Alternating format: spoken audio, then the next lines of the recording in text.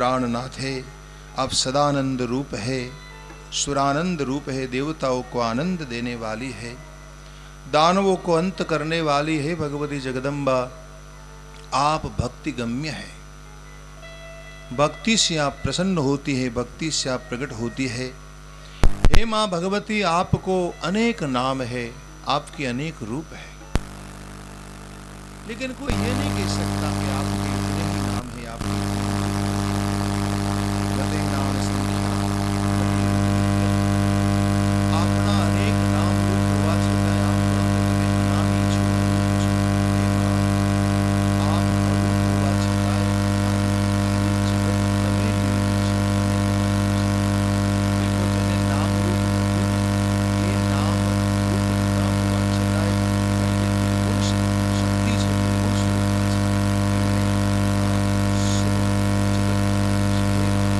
आप જ સ્વરૂપી છો, आप જ બુદ્ધિ છો, आप જ બુદ્ધિ છો, પુષ્ટિ, શ્રુતિ, કાંતિ, શાંતિ, સુવિદ્યા, સુલક્ષ્મી, ગતિ, કીર્તિ, મેધા, આ બધાય તમારા સ્વરૂપ છે।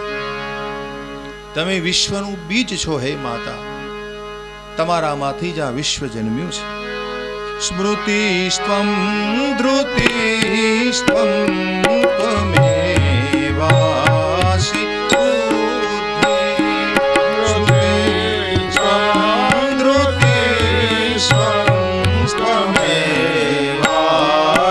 બુદ્ધિ, જરા પુષ્ટિ तुष्टि धृति कांति शांति, जरा पुष्टि तुष्टि धृति शांति कांति, सुविद्या सुलक्ष्मी गति कीर्ति मेधे, सुविद्या सुलक्ष्मी गति कीर्ति मेधे,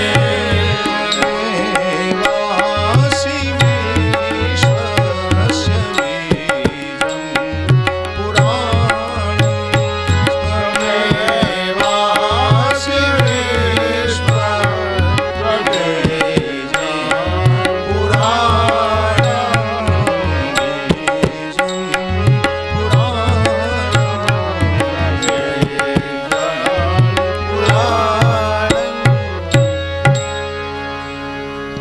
बहुत सुंदर मंत्र है, बहुत सारे 18 મંત્રો છે। 18 મંત્રોમાં આ તમામ દેવતાઓએ ભગવતી જગદંબાની સ્તુતિ કરી છે।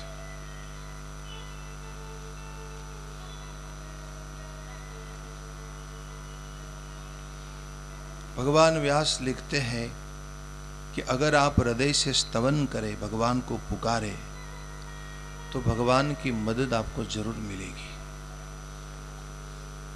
लेकिन पुकारे, पर एक शर्त यहां पर है कि आपकी पुकार परिचित होनी चाहिए। तमने गरज पड़े ने तमे एने बोलावो तो ये दौड़ी नहीं आवे, परंतु बचपणथी तमे एने कोई दिवस याद कर्या छे? नानपणथी तमे एने याद कर्या छे? बचपणमां कोई दी, युवानीमां कोई दी याद न कर्या होय, एमने शरणे न गया हो, एमनी कथा न सांभळी होय, एनुं नाम न जप्या हो, अने पछी मुश्केलीनो समय आवे ने तमे के हे प्रभु बचाओ, वो प्रभु बचाओ, वो आपकी सुनेगा नहीं।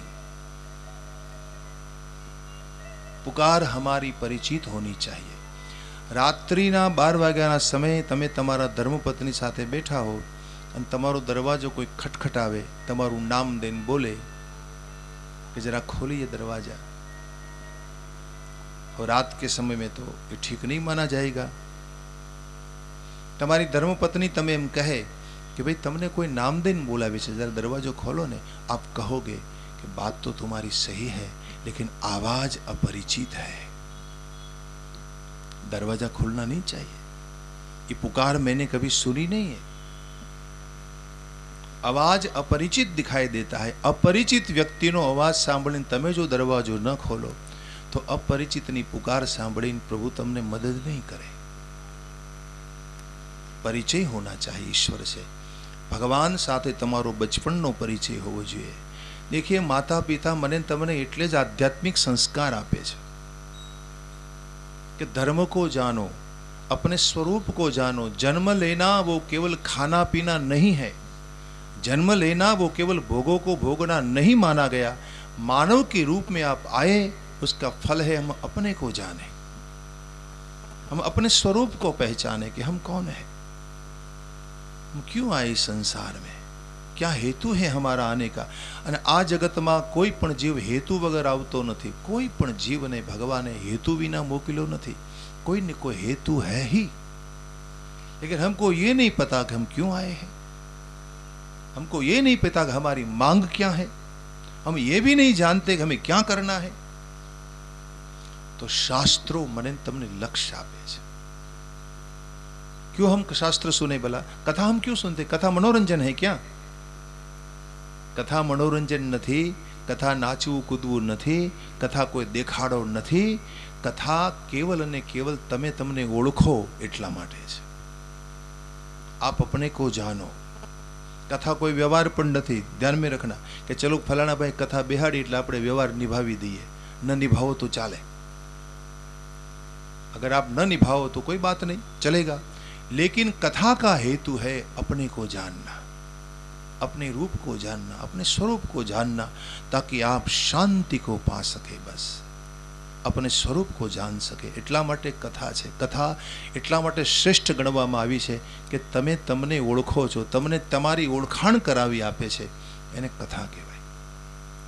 પછી ભલે આજે આપણે એને મનોરંજનનું માધ્યમ બનાવી દીધું હોય, મનોરંજનનું માધ્યમ, કથાને આપણે મનોરંજન માનતા હોઈએ, નાચવા કૂદવાનું સાધન માની લેતા હોઈએ, તો એ તમારી માન્યતા છે, એ તમારી પોતાની. કહેવાનો ભાવ वो कथा नहीं मानी जाएगी, वो फिर व्यथा हो जाती है. व्यथा. अगर हम कथा का लक्ष्य न समझे तो कथा हमारे लिए व्यथा बन जाएगी. तो આ બધી સ્તુતિઓનો ભાવ છે. વારે વારે તમે સાંભળો કથામાં સ્તુતિ શું કામ આવે છે ભાઈ? કોઈ પણ પુરાણ તમે સાંભળો ને તો એમાં ભગવાનના નામ રૂપની મહિમા કહેવાની આ રીત છે. સ્તુતિ, નામ અને રૂપનો મહિમા. દેખો પુરાણમાં શું છે? પરમાત્માના નામ રૂપનો મહિમા. નામ અને રૂપ, નામ અને રૂપ. હું તમે એમાં જ ફસાયા છીએ. આપણે શેમાં ફસાયા છીએ? નામ રૂપમાં. મારું નામ કેમ મોટું થાય? હું રૂપાળો કેમ લાગુ? બસ આજ આપણને ચિંતા છે. મારું નામ કેમ મોટું થાય, मतलब મને यश કેમ મળે, મારી वाहवा કેમ થાય? हम भी इसमें फंसे हैं. और मैं रूपवान कैसे दिखाऊं? तो कहने का भाव यह है कि नाम रूप में आप फंसे हैं, लेकिन नाम रूप भगवान के होने चाहिए. परमात्माના નામ રૂપમાં જો તમે ફસાઈ જશો, ઈશ્વરના નામ રૂપમાં જો તમને આસક્તિ થશે, એમાં પ્રેમ થશે, તો તમારું કલ્યાણ થઈ જશે. અને જીવ હરિના નામ રૂપમાં ફસાય એટલા માટે આ બધી સ્તુતિઓ આપી છે. એટલા માટે આ બધી સ્તુતિઓ આપી છે. રામચરિત માનસમાં એક ચરણ છે, રામચરિત માનસમાં, રામાયણમાં, કે રામ સ્વરૂપ સિંધુ સમૂહાની. રામ સ્વરૂપ સિંધુ, તમારી વૃત્તિ રૂપી નદીઓને રામ રૂપમાં સમાવાની છે. કોને? નદીઓ ક્યાં સમાય? સમુદ્રમાં સમાય ને. તમારી વૃત્તિ રૂપી નદીઓને રામ રૂપ રૂપી સમુદ્રમાં સમાવાની છે. દેખો, તમે જો ઈશ્વરના રૂપનું ધ્યાન નહીં કરો તો કોઈ નારીના રૂપનું ધ્યાન કરશો. ધ્યાન કરવાના જ છો. તમારા મનનો સ્વભાવ છે, ધ્યાન કરશે જ. ક્યાં કોઈ પુરુષના રૂપનું ધ્યાન કરશો, કોઈ નારીના રૂપનું, કોઈ વસ્તુના રૂપનું. તમારું મન એનું જ ધ્યાન કરવાનું છે. અને એટલે કહ્યું, બાહ્ય લૌકિક ધ્યાન તમને ન થાય એટલે તમને ઈશ્વરના રૂપ તરફ એના ધ્યાનમાં લઈ જવાની આ કોશિશ છે. મેરે ભાઈ બહેન, એટલા માટે આ બધું સ્તુતિઓ બોલવાની રીત છે. રોજ તમે રામાયણની સ્તુતિઓ શું કામ બોલો? ભાઈ પ્રગટ કૃપાલા, દીન દયાલા, કૌશલ્યા હિતકારી, જય જય સુરનાયક, જન સુખદાયક, પ્રંતપાલ ભગવંતા. તો તમે અર્થાનુસંધાન કરી અર્થસભર ભાવના સાથે સ્તુતિ કરો ને, એટલે તમને એની મેળે હરિના રૂપનું ધ્યાન થવા લાગશે. માની લો કે તમે નામ જપ કરો છો, મા ભગવતીનું નામ લો છો તમે, અથવા તો શિવનું નામ જપો, રામનું નામ જપો છો તો જપ કરતા કરતા એનું રૂપ ધ્યાન એની મેળે થવા લાગશે. પણ જપ ચાલુ રાખો, સતત ચાલુ રાખો બસ. કારણ કે નામ જપનો મહિમા છે. નામ કોને કહેવાય? કે જેનો આધાર લેવાથી એનું રૂપ તમારા હૃદયમાં પ્રગટ થઈ જાય.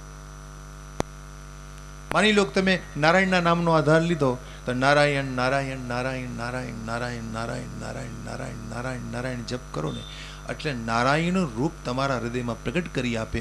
એને નામ કહેવાય. દેખો નામ મોટું છે. આ સંસારમાં મોટામાં મોટું નામ છે. નામ આકાશ કરતાંય મોટું છે.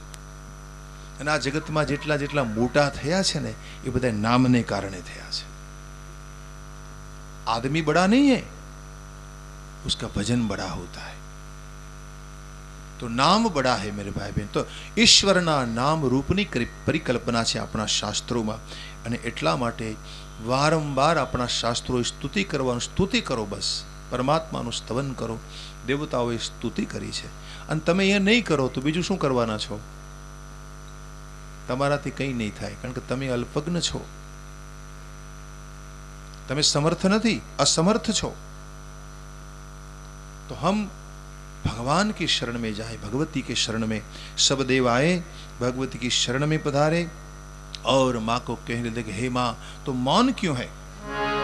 हमारे सामने प्रकट क्यों नहीं हो रही? कहाँ बैठी माता तू मौन धारी, कहाँ बैठी माता तू मौन धारी,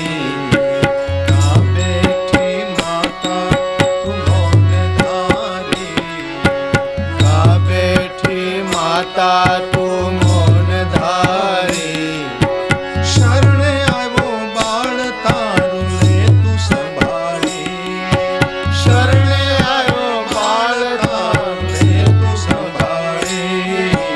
धीरधारी धीरधारी बैठी माता तू मौन धारी, का बैठी माता तू मौन धारी.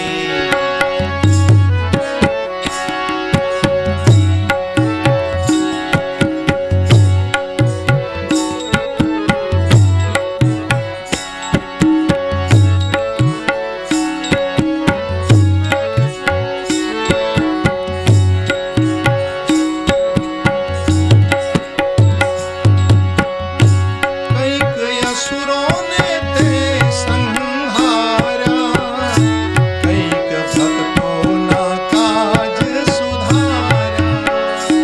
कैक असुरों ने ते संहारा, कैक भक्तों ना काज सुधारा. कैक असुरों ने ते संहारा, कैक भक्तों ना काज सुधारा. कैक असुरों ने ते संहारा, कैक भक्तों ने काज सुधारा. कई भक्तिनी संगात लई त्रिशूल ने हाथ, कैक भक्तिनी संगात लई त्रिशूल ने हाथ. देती भक्तों ना पापों ने तुम बारी. धीरधारी का बैठी माता तू मौन धारी. का बैठी माता तू मौन धारी. शरण आयो बाळ तारू ले तू संभाळी. धीरधारी धीरधारी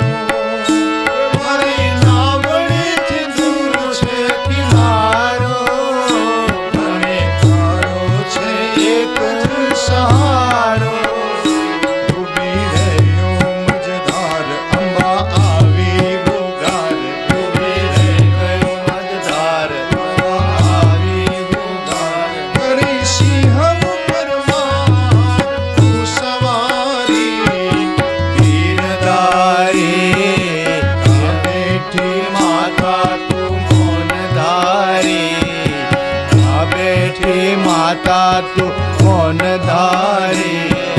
शरण आयो बाण तारो ले तू संभारी, गिरधारी गिरधारी।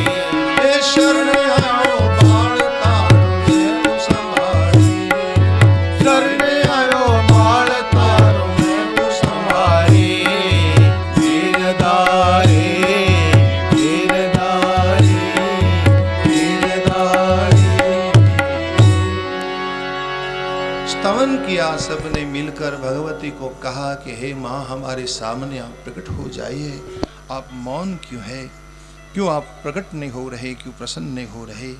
और याद दिलाया, माँ को याद दिलाया सब देवों ने, माँ तुमने जब महिषासुर का मर्दन कर दिया था उस समय तुमने ही कहा था कि मुझे पुकारना, मैं दौड़ी चली आऊँगी, मेरा नाम लेना, मेरा जप करना, मुझे पुकारना, और जब जब तुम्हारे जीवन में संकट आए तब मेरी शरण में आ जाना, मैं तुम्हारा संकट मिटा दूंगी। और देवताओं ने उस दिनों का स्मरण करवाया कि जब आपने महिषासुर को मारा तब हम सबको वचन दिया था, हे माँ आप हमारे सामने प्रकट हो जाइए, प्रकट हो जाइए। और उस समय इसमें लिखा है कि हिमालय की तलहटी में यह सब रहकर स्तुति कर रहे थे, तो अनायास उस कोई गिरी कंदरा में से भगवती जगदम्बा बाहर आई, ऐसा इसमें लिखा है। मां बाहर आई गिरी कंदरा में से, दे दीप्यमान रूप है भगवती जगदम्बा का। मां को सबने देखा। दिव्यांबर धरा देवी, सुंदर आभूषण धारण किया है, दिव्य भूषण भूषिता, दिव्य माल्य संयुक्ता, दिव्य चंदन चर्चिता, जगन मोहन लावण्य, जगन मोहन लावण्य सर्वलक्षण लक्षिता, अद्वितीय स्वरूपा सा देवानां दर्शनं गता। जगत को मोहन करने वाली भगवती जगदम्बा को सबने देखा अपनी आंखों के सामने। सुंदर वस्त्र परिधान किया हुआ था, दिव्य आभूषण से विभूषित थी, दिव्य रूप धरा थी, विश्व मोहिनी है, विश्व को मोहन करने वाली। और सबने प्रणाम किया माँ के चरणों में। माँ स्मित करने लग गई, हंसने लग गई।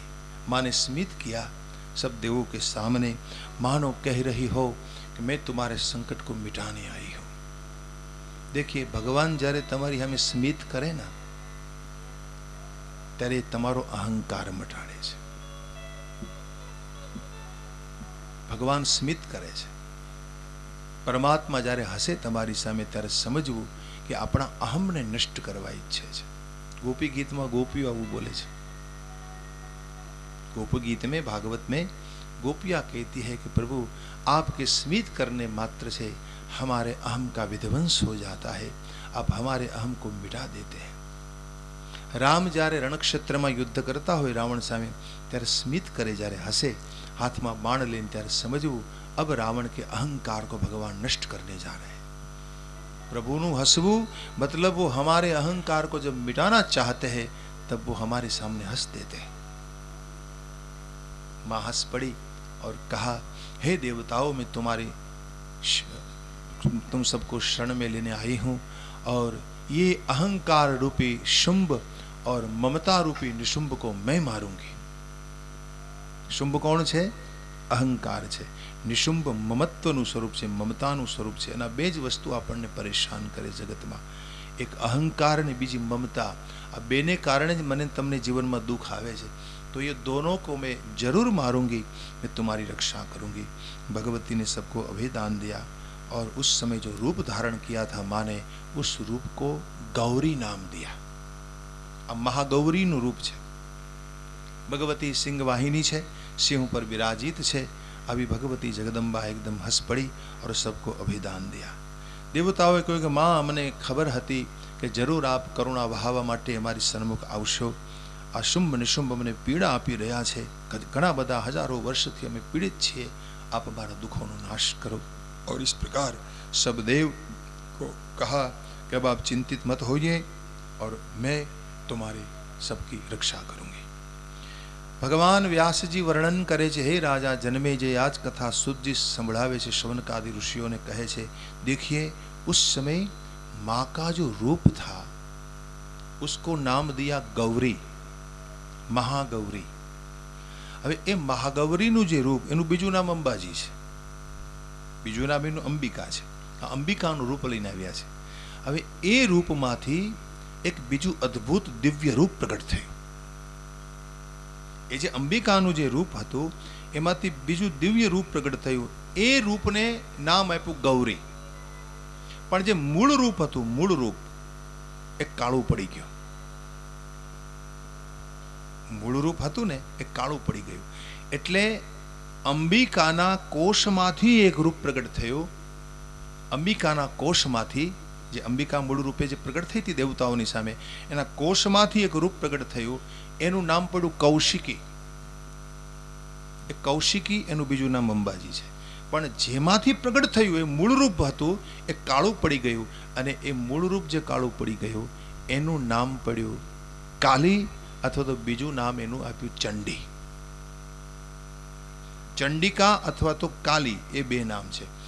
પછી હજુ એક રૂપ પ્રગટ થવાનું છે। એ તો ધૂમ્રલોચન જ્યારે માની સામે આવશે ને એ વખતે એ ગૌરીના લલાટમાંથી પ્રગટ થવાનું છે।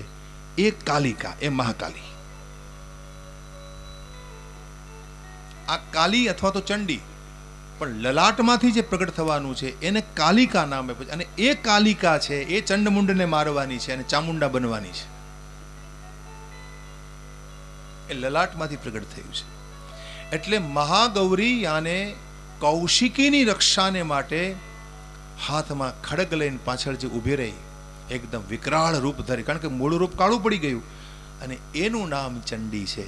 આમ ગણો ને તો મોટા ભાગનું યુદ્ધ ચંડીએ સમાપ્ત કરી નાખ્યું છે। અકેલી ચંડી, માની લો કોઈ મહાપુરુષની સાથે કેમ એનો કમાન્ડો રહેતો હોય, શસ્ત્રધારી કમાન્ડો, એમ भगवती गौरी सिंह वाहिनी कौशिकी रूपे केवल बैठी है, केवल विराजित है, वो कुछ कर नहीं रही, वो केवल बैठेगी युद्ध करेगी चंडिका और चामुंडा। चंडिका यानी काली, चामुंडा यानी कालिका, महाकाली। ये भेद से, अंतर से। तो ये युद्ध करेगी, दोनों युद्ध करेगी। अब कथा भगवान व्यास आगे ले जाते हैं कि कौशिकी और इस प्रकार चंडिका का प्रागट्य हुआ। ये दो रूप में प्रकट हो गई। एवं स्तुता तदा देवी देवते शत्रुतापिते स्वशरीरात् परम रूपं प्रादुर्भूतं चकार। पार्वत्यास्तु शरीरार्ध निःसृता चाम्बिका तथा कौशिकीति समस्तेषु ततो लोकेषु पठ्यते। कोशમાંથી પ્રગટ થઈ ને એટલે કૌશિકી કહેવાય એમ કહ્યું। કોશમાંથી પાર્વતી અને અંબિકાના કોશમાંથી પ્રગટ થઈ એટલે કૌશિકી। એનું બીજું નામ ગૌરી। वो बहुत सुंदर जगनमोहन लावण्यधारी और विश्व मोहिनी है। सिंह पर सवारी करके सुंदर रूप धारण करके बैठी और उसके पीछे हाथ में खड़ग लेकर चंडिका खड़ी रह गई। और ये दोनों शुंभ निशुंभ के राजमहल के बाहर जो उपवन था वो उपवन में आई। बहुत सुंदर उपवन था बाहर। હવે એ ઉપવનમાં પધારી બંને અને ઉપવનમાં આવી અને એકદમ મધુર સ્વરથી માં ગાને લગી, ગીત ગાને લગી।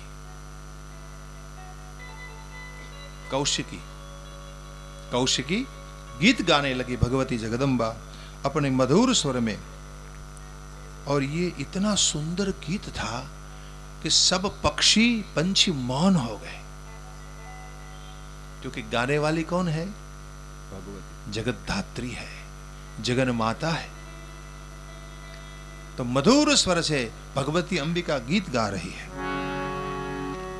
गत्वा उपवने च अंबिका कालिकान्विता जगावत कलम तत्र जगन मोहन मोहनम। जगन मोहन मोहनम, जगत ने मोह मारनारू गीत है। जो जो सुनता है वो खींचा चला आता है कि मधुर आवाज कहां से आ रही है। सब आकर खड़े रह जाते, सामने देखते रह जाते। पशु हो, पंछी हो, कोई भी हो, सब दौड़े चले आते, वो सुनने में लग जाते हैं। जैसे भगवान कृष्ण बांसुरी बजाते थे और वेणुनाद सुनते हुए सब गोपियां पागल सी हो जाती थी, वैसे माँ का कलनाद सुनकर, यहाँ कल शब्द दिया है, कल शब्द यानी कलनाद, माँ का गान सुनकर सब दौड़े चले आए। श्रुतवा तन मधुरम गानम, मधुर गान सुनकर, श्रुतवा तन मधुरन गानन मोहमीयु खगा मृगा। तमाम खगलाओं, तमाम मृगलाओं आस पास में जो निशिचर घूम रहे थे वो सब सुन रहे हैं, और सुनते ही सब अपने आप दौड़े चले आए। अरे आवाज कहाँ से? गगन में से आवाज तो नहीं आ रही, लगता है हमारे उपवन में कोई गा रहा है। और आसपास में शुंभ निशुंभ के जो निशिचर घूम रहे थे वो दौड़े आए तो माँ को देखा, माँ भगवती को देखा, माँ गान कर रही है, मधुर गान। विमोहित हो गए, मुग्ध हो गए। माँ का मधुर गान सुनकर, इसमें लिखा है आनंद से भर गए। આપણને કોઈ સામાન્ય કલાકાર ગાતો હોય તો કેટલો આનંદ આવે, तो मानु गान केवुं हशे, कल्पना कीजिए। माँ का गान कैसा होगा, कैसा रहा होगा जब माँ ने गीत गाया। और उस समय भगवती जगदम्बा का गान सुनकर सब चले आए। पास में आकर देखा तो अद्भुत स्वरूपिणी माँ जगदम्बा को सबने देखा। अंबिका गान संयुक्ता कालिका पुरतस्थितम, माँ गा रही है, पीछे पीछे काली यानी चंडी हाथ में खड़ग लेकर खड़ी है, उसकी रक्षा में पीछे खड़ी है। और अरे ये नारी कहां से आई? हमने तो कभी देखा नहीं, इतनी सुंदर नारी है कौन, कहां से आई, दिव्य रूपधारी है। दानवों को विस्मय हुआ, विस्मित हो गए सब। दृष्ट्वा तांग दिव्य रूपाम च दानवो विस्मयान्वितो। विस्मित हुए। जगमूर्तस्तरता पार्श्वं शुंभस्त्वं नृपसत्तम। विस्मित होकर सब दानव दौड़े और शुंभ निशुंभ के पास गए। अपने आसन पर दोनों भाई बैठे थे, सबने आकर प्रणाम करके कहा, महाराज आपने मधुर गान सुना? निशुंभ ने कहा कि हाँ सुन तो रहे हैं, बहुत बड़ी आवाज, मधुर आवाज आ रही है कहीं से, और हम भी सोचते हैं कि आवाज कहां से आ रही है, हमने तो कभी ऐसा गान सुना नहीं। तुम्हें पता है कौन गा रहा है? हाँ महाराज हम यही कहने आपको आए हैं, हम यही कहने आपको आए हैं, हम सुनकर आए, हम देख कर आए। हमारे उपवन में बहुत सुंदर स्त्री आकर बैठी है महाराज, वो बहुत सुंदर है, इतनी सुंदरता हमने कभी किसी में देखी नहीं, और वो सिंह पर सवारी करके बैठी हुई है और वो गीत गा रही है। महाराज आप जो सुन रहे हैं, आपको सुनाई दे रहा है, ये उसी का गाया हुआ गीत है। तो महाराज हमने देखा हमारे सामने, न द्रष्टान श्रुता क्वापि पृथव्याम प्रमोदोत्तमा। महाराज आ एवी प्रमदा છે, એવી નારી છે કે એને જોવાની વાત તો એક બાજુ રહી, અમે એને વિશે ક્યારે સાંભળ્યું નહોતું મહારાજ, અમને સાંભળવામાં ન આવે એવી સ્ત્રી છે, આવું એનું રૂપ છે, આવી પ્રમદાને અમે અમારા જીવનમાં ક્યારે જોઈ નથી મહારાજ। મહારાજ અમને તો હવે ઈચ્છા થઈ રહી છે કે આપ ત્રૈલોક્ય વિજયી છો, આ સંસારમાં તમે દેવતાઓને જીત્યા છે, તમારા સમાન કોઈ મહાન નથી। બીજું કે તમારી પાસે અનેક રત્નો છે, ઇન્દ્રનો ઐરાવત તમારી પાસે છે, કુબેરનું વિમાન તમારી પાસે છે, ब्रह्माजीનું रत्नजड़ित विमान पर तुम्हारी पास है। महाराज आपके पास क्या नहीं है? बड़े बड़े अच्छे अच्छे रत्न हैं, सब प्रकार के रत्न आपके पास है, लेकिन एक रत्न आपके पास नहीं है जो गा रही है। वो नारी अगर आपको मिल जाए रत्न के रूप में तो आपकी शोभा बढ़ जाएगी। तो आपकी शोभा को, आपके राजमहल को शोभित करने वाली ये स्त्री है महाराज। आपके पास बहुत सारे रत्न है। देवानाम सर्वरत्नानि गृहीतानि त्वया नृप, कस्मान्ने मा वरारोहा प्रहगृणासि नृपोत्तम। अगर ये नारी आपका ग्रहण कर लेना प्रभु, हे हमारे स्वामी शुंभ, अगर ये नारी आपका वरण कर ले, आपका ग्रहण कर ले, तो आप बड़े विजयी हो जाएंगे। संसार में आपको फिर पराजित नहीं कर पाएगा। ऐसी स्त्री है। आ बधाए निशिचरोए देवताओए કહ્યું કે મહારાજ તમારી પાસે કેટલી બધી નિધિઓ છે। देखो કુબેરની નિધિ છે તમારી પાસે, વરુણનું છત્ર છે, સારી સારી બધી વસ્તુ આની પાસે છે। દેવતાઓની પાસે જેટલી સારી વસ્તુઓ હતી ને એ બધું જાણે હડપ કરી લીધું હતું શુંભ નિશુંભે। એટલે બધાને આ બધી વસ્તુ ગણાવે છે કે છત્રમ જલપતે શુભ્રમ ગૃહિતમ તસ્વયા બલાત। વરુણનું છત્ર તમારી પાસે છે મહારાજ। ત્યાર પછી પંકજની જે માળા હોય, અમલાન પંકજાન માલાન, એ તમારી પાસે છે મહારાજ। ત્યાર પછી તો કે મૃત્યુદેવની શક્તિ પણ તમારી પાસે છે। આ બધી જ વસ્તુ તમારી પાસે, કામધેનુ પણ તમારી પાસે છે, મેનકા આદિ અપ્સરાઓ પણ તમારા રાજમાં છે। આમ સર્વરત્નો મહારાજ તમારી પાસે, लेकिन एक रत्न जो आपको मिल जाए तो आपकी शोभा बढ़ जाएगी, वो आपके पास नहीं है। अच्छा, ऐसा रत्न है ये, ऐसी नारी है, तो जरूर हम उसको पाएंगे और हम त्रैलोक्य विजयी है। शुंभ निशुंभ ने कहा हम जरूर मनोहर भार्या को प्राप्त करेंगे, अपनी भार्या बनाएंगे। त्रिषु लोकेषु दैतेन्द्रं नैदृशी वर्तते प्रिया, तस्मात् तामानयाशु त्वं कुरु भार्या मनोहराम। कुरु भार्या मनोहराम, ये मनोहर स्त्री को अपनी भार्या बना दीजिए महाराज। शुंभ निशुंभ आप तो बड़े सामर्थ्यवान हैं, ऐसी नारी आपको कहीं नहीं मिलेगी। હવે આ નિશિચરોએ આવીને બધી વાત જણાવીને શુંભને એમ થયું कि चलो मैं तो त्रैलोक्य विजयी बन चुका हूँ और ये नारी को मैं किसी न किसी प्रकार प्राप्त कर लूँ। भगवान व्यास वर्णन करे छे कि आ प्रकारे मधुर वचनों जारे सांभळ्या शुंभे आ वात सांभळी निर्णय कर्यो कि भाई आ संसार में मारे माटे अप्राप्त कई नहीं।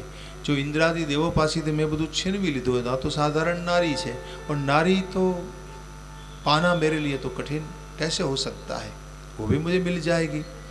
सुग्रीव को बुलाया। सुग्रीव नामनो दूत है, जेनो खास दूत है, एनु नाम तो सुग्रीव।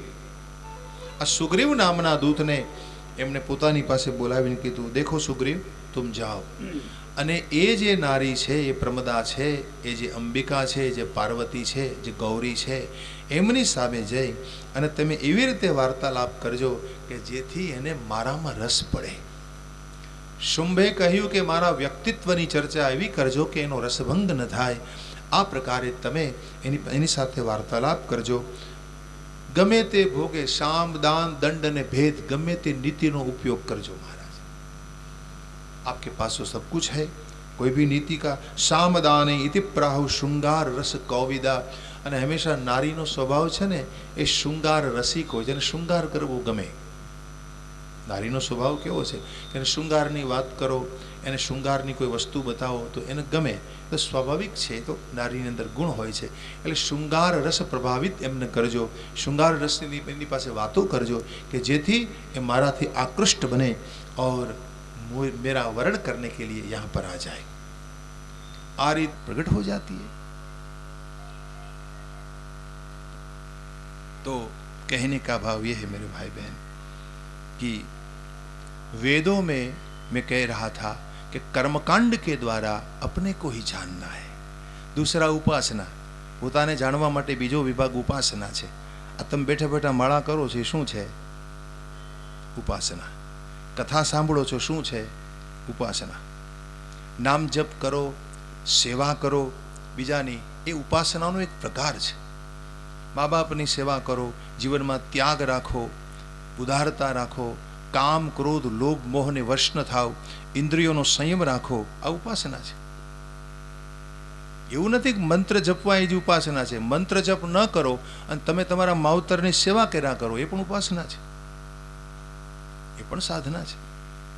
બીજાને માટે સહન કરો, તમારા પરિવાર માટે, તમારા પતિ માટે, પત્ની માટે, પુત્રો માટે, એના માટે તમે સહન કરો છો, એ પણ તમારી ઉપાસના છે. આ બધા ઉપાસનાના પ્રકારો છે. તમને જેમાં રુચિ હોય એ તમે કરી શકો છો, પણ કરવું જોઈએ. અને એ ઉપાસના કાંડ એ વેદનો બીજો કાંડ છે, વેદમાં એ લખ્યું છે. અને ત્રીજો જ્ઞાન કાંડ. જ્ઞાન કાંડ એટલે ઉપનિષદ.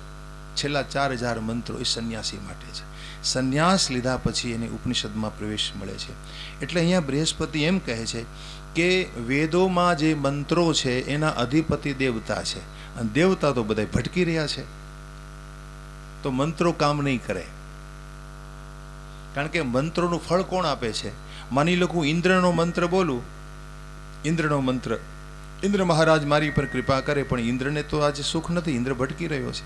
કારણ કે ઇન્દ્ર શુંભ નિશુંભથી પરાજિત છે.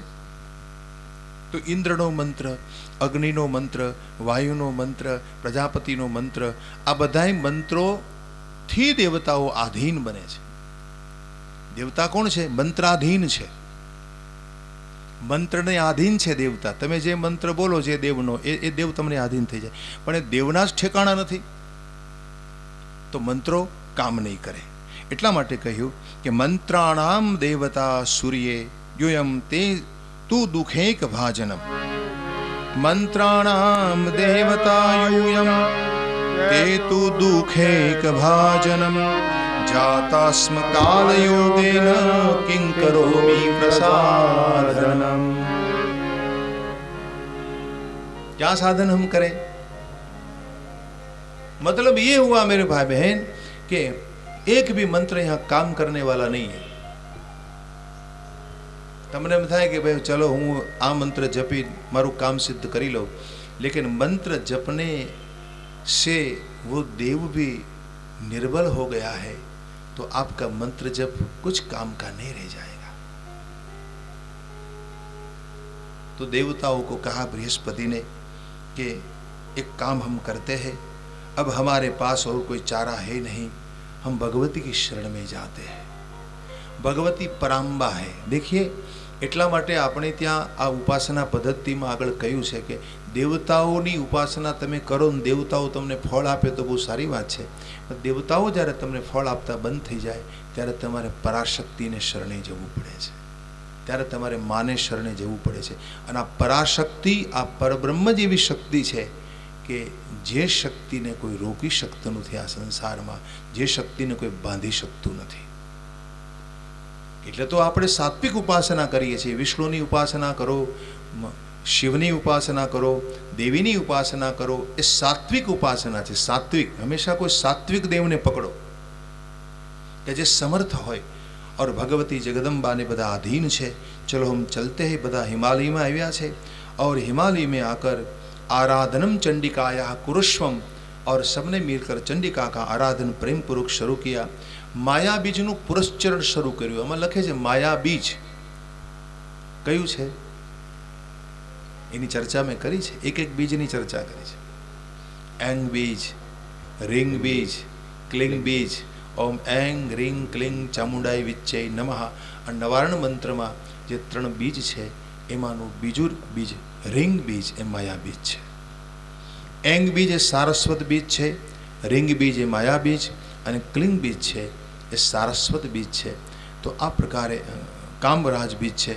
और रिंग बीज आ प्रकारे माया बीजनी उपासना देवताओं शुरू करी है. आम घणा काल सुधी एमणे पुरस्चरण कर्युं छे. माया बीज विधान पुरस्चरणरतः जानाम्यहं योग बलात् प्रसन्ना सा भविष्यति. स्तुता संपूजिता सद्यो वांछितार्थ प्रदास्यते. निश्चयं परमं कृत्वा गच्छध्वं वे हिमालयम्.